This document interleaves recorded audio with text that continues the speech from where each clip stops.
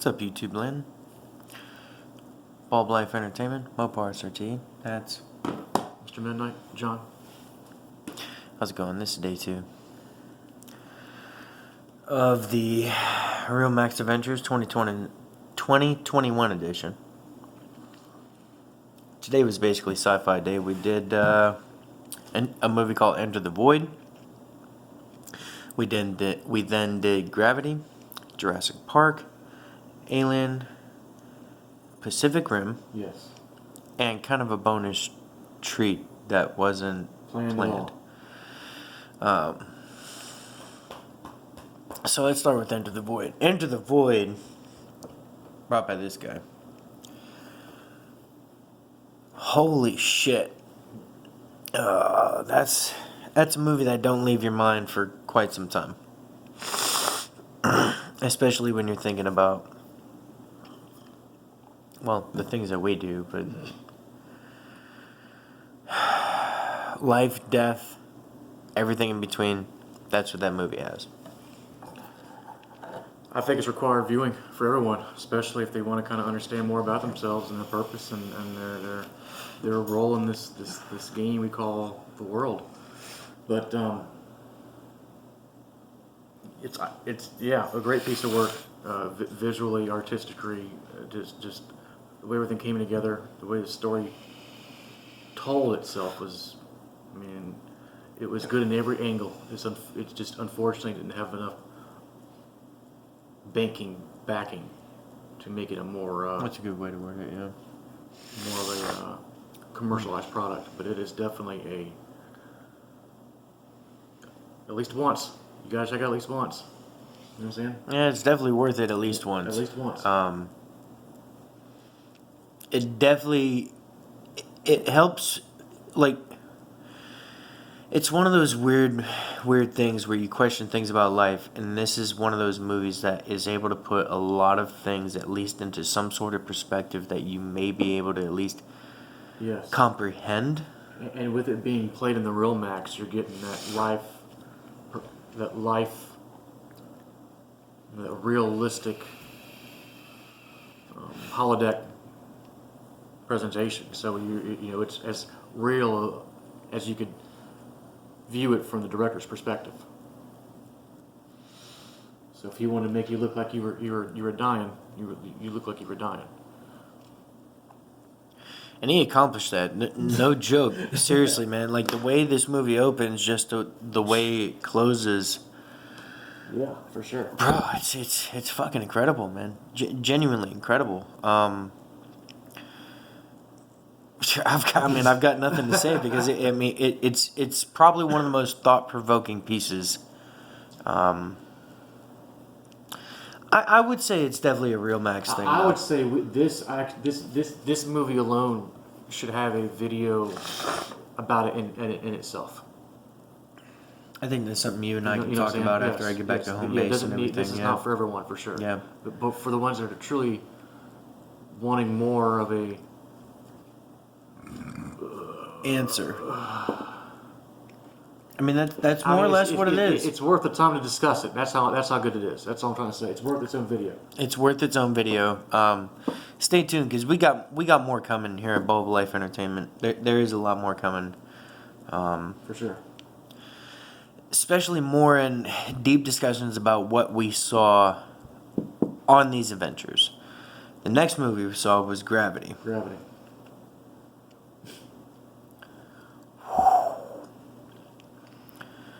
That's a swift ass kicking. Because it's not a long movie. It's a great experience. It really is. Like, it is a... I call it short story. Because there's not a lot of meat to it. But what it does... Oh my god. That's right. Gravity. Yep. Gravity. Right fucking there. That's... It just takes you away, man. Seriously. I mean, explain yourself. If I were to be able to make a roller coaster with my equipment, this would be it. And that's what it is. It's an hour and a half long, visual, audible, tactical feast.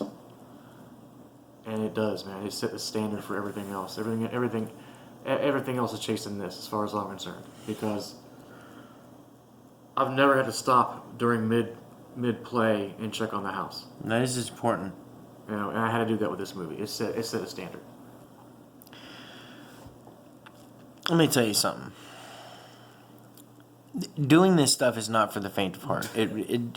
Look, I can tell you guys till I'm blue in the face that all we do is watch movies. That is basically the boat. We are movies, not we're watching. No, we are either on set or we are in scene. Yes, correct.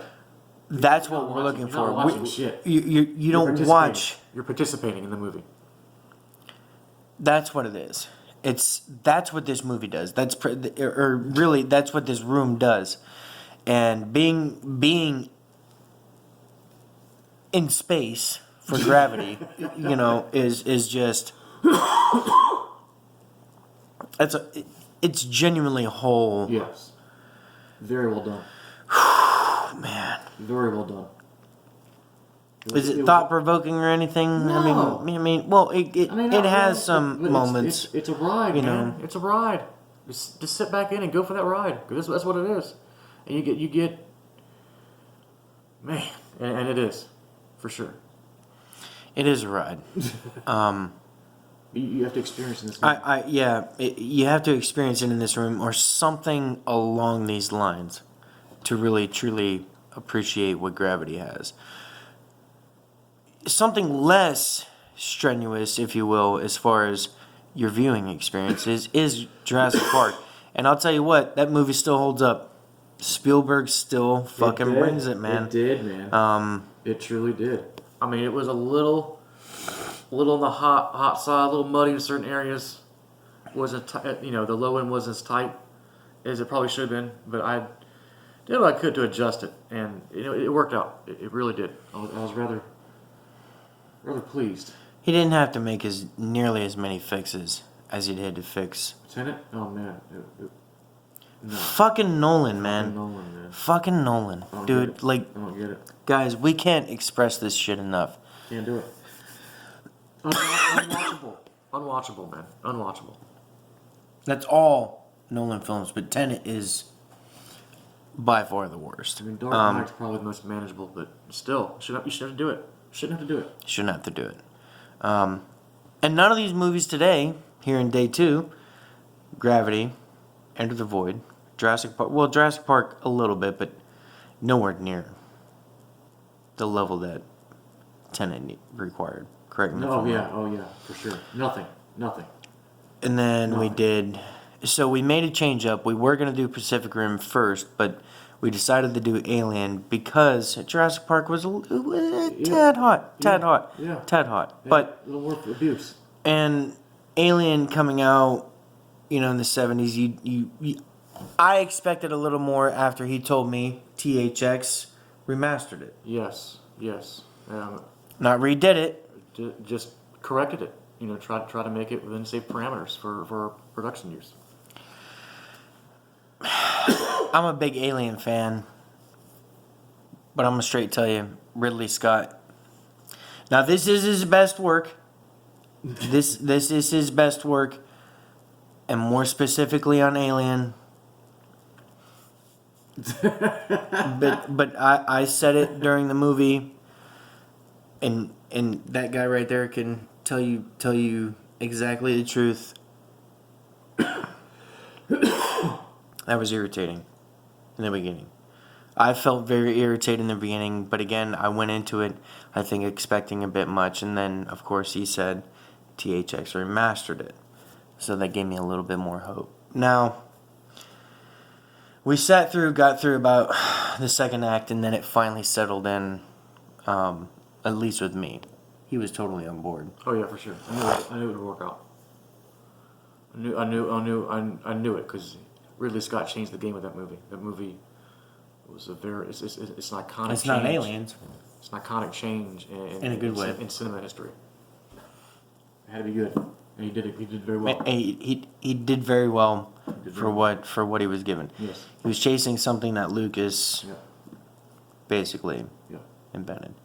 Yeah. We had made mention. This is an honorable mention as far as the visual effects. What Ridley Scott does with the craft and everything else. Yeah, man. With the practical effects, the ships.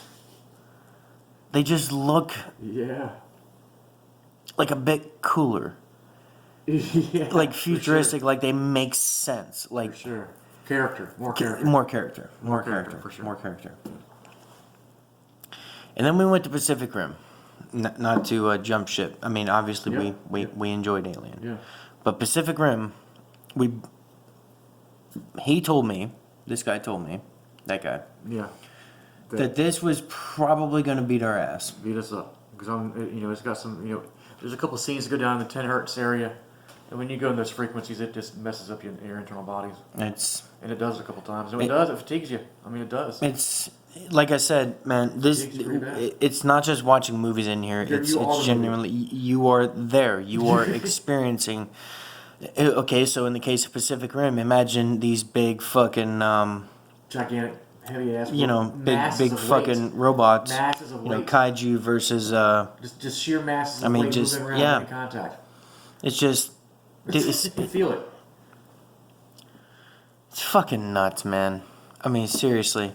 There was a scene, and you can check out the rest of the channel, but Jurassic Park, I thought was going to have a money shot, and it was good. Yeah. It was good. Yeah. But I think we got about 45 minutes into Pacific Rim. Yeah. And we called it quits. Yeah. What did we call it quits for, though? There was an emergency. Apparently, somehow we heard about the Transformers on Netflix, and we're hardcore Transformers fans. That, like I'm sure most other Transformers fans are waiting for some kind of Transformers redemption, because we had a glimpse outside of Bumblebee. We had a glimpse of Bumblebee, and that's really about it. Yep. No, that's really about it. Fuck Michael Bay. I agree. I mean, those aren't Transformers; those are Bayformers. No. So, for a little clarity. We started on Netflix. Him and I saw the first 2 live-action movies together. Yes. The first one, we both agreed, okay, look, if this is your first attempt, and it wasn't bad. It wasn't bad. Especially at the time, it wasn't bad. We rolled along with it. Correct. Revenge of the Fallen came. Note to self, don't get tattoos and go in with a muscle shirt. It was over. So it was over. It was. I mean, just a waste of data across the board. Just a waste of mental processing for the ones observing. Time and that the people ones will not making get back. Just yes. a waste. Yeah. Yes. So that's our history of Transformers. So we watched the first part of this Netflix show separately, and we were both like, this is what we've been looking for. The emergency hit. We found out this was available. I have a login. My other half is paying for it, thank God, because I canceled it. And we jumped into that. And to our surprise, it actually, it was a great way to cool down because Pacific Rim was beating our ass. Yes. But more importantly, it still brought us right back, man. Yep. So, in thinking about it now, Pacific Rim isn't a bad movie by any stretch. It's actually a phenomenal movie, and it can be watchable in the Real Max. Yes, it is Real Max approved. But the fatigue is real. There is no double feature day. It's a one movie day. Pacific Rim. It's either you start that day, take a nice hour to 2 hour break before you jump into the next stuff. Exactly. That's basically it. I mean, it goes from a 5 feature day that's what we try to do, to a 3 feature day. That's right. Easily, if you watch something like that. It's so much stimulation. It's probably even more than Saving Private Ryan, but an overabundance. Saving Private Ryan does it good. It just will beat your ass. It does. Yeah, it does. But so overall, I think best movie of the day. Oh man, day 2 is hard. I don't want to say Jurassic Park just out of nature, but it did have the best overall package. That being said, Enter the Void was fucking mind blowing. Gravity. I'm telling you, man. That's a hard one. That's real hard. He wants to. I know Gravity's your pick. Pretty much. Or is it? I don't know, man. Enter the Void is a... We just got to do a separate video on that, man, because that is a unique specimen for sure. It is, man. It's you're right. Look, for the sake of day 2, I want to omit that one. You want to omit that one? I want to omit that one. I think that's kind of unfair, but we'll work with that because Enter the Void does deserve its own video. It does deserve its own video. So, out of Gravity, Jurassic Park. Gravity. He's Gravity. I'm Jurassic Park. That's day 2. Again, Pacific Rim, good movie. They're all good. That is what it is. So once again, I'm Mopar SRT. Mr. Midnight. Bulb Life Entertainment. Bulb Life. Day 2, 2021 edition. Real Max special. Check you on the next one.